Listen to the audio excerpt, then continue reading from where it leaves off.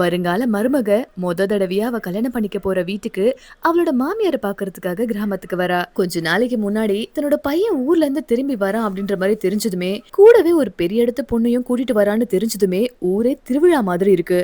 மருமக வரான்னு ஊரே ஒன்னா சேர்த்து இந்த அம்மாவும் வீட்ல பெரிய விருந்துக்கே ஏற்பாடு பண்றாங்க. வர வழியில அவ கல்யாணம் எப்படி இருக்கணும்னு சொல்லி பெரிய கனவு கோட்டை எல்லாமே கட்டிட்டு வரா. எனக்கு 5 கேரட்ல வைர மோதிரம் வேணும் அப்படின்ற மாதிரியும் அடம் பிடிக்கிறா. அதை விட கம்மியா இருந்தா அது கேவலமா இருக்கும் அப்படின்ற மாதிரி நினைக்கிறா. பாவம் அந்த மாமியாரு மருமகளுக்காக ஆசையா ஒரு அரை கேரட்ல வைர மோதிரத்தையும் ரெடி பண்ணி வச்சிருக்காங்க.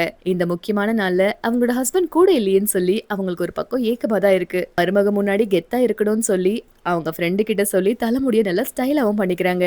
நல்லா எடுப்பா தெரியணும்ட்டு ஒரு ஃபேஷனான ட்ரெஸ்ஸையும் போட்டுக்க ஆரம்பிக்கிறாங்க. எங்க தன்னை கேவலமா பாத்திர போறாங்களோன்னு சொல்லி கொஞ்சம் கவலையும் படுறாங்க. அந்த நேரம் பார்த்து இங்க உட்கார்ந்துருக்கவங்க எல்லாம் பேச ஆரம்பிக்கிறாங்க. பையன் வேற வரப்போறான், மருமக வேற பெரிய இடத்து பொண்ணு, கண்டிப்பா இவங்கள கஷ்டப்பட விட மாட்டாங்க அப்படின்ற மாதிரியும் சொல்றாங்க. சரியா இந்த நேரத்துல இவங்க 2 பேரும் ஊருக்குள்ளேயே வராங்க. ஊர் ஜனங்க சார்பா தலைவரும் அவங்கள வரவேற்கிறாரு. ஆனா அந்த பொண்ணுக்கு இவங்கள பார்த்தாலே அருவருப்பா இருக்கு.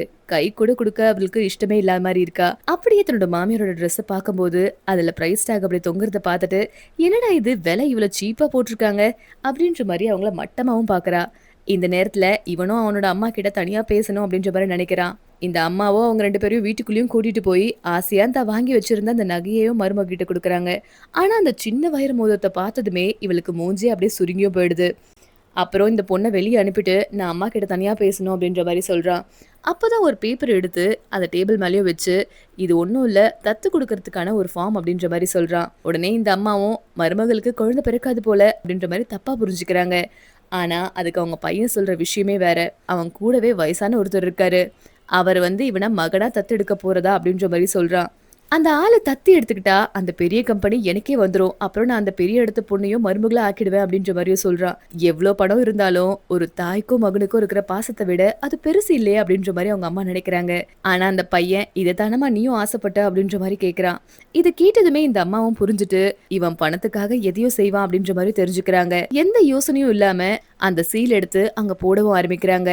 ஏன்னா அந்த பேப்பர்ல சீலை குத்திட்டா அவங்களுக்கும் அவங்க பையனுக்கும் இருக்கிற அந்த தாய்மகன் உறவு அதோட முடிஞ்சிடும் அப்படின்றது அவங்களுக்கும் நல்லா தெரிஞ்சிருக்கு. பெத்த தாயை விட இந்த உலகத்துல வேற எந்த சொத்தும் பெருசு இல்ல. காசு பணம் இன்னைக்கு வரும் நாளைக்கு போகும்.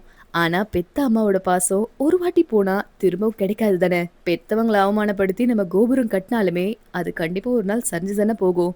உங்களுக்கு இந்த வீடியோ பிடிச்சிருந்தா மறக்காம லைக் அண்ட் சப்ஸ்கிரைப் பண்ணிக்கோங்க.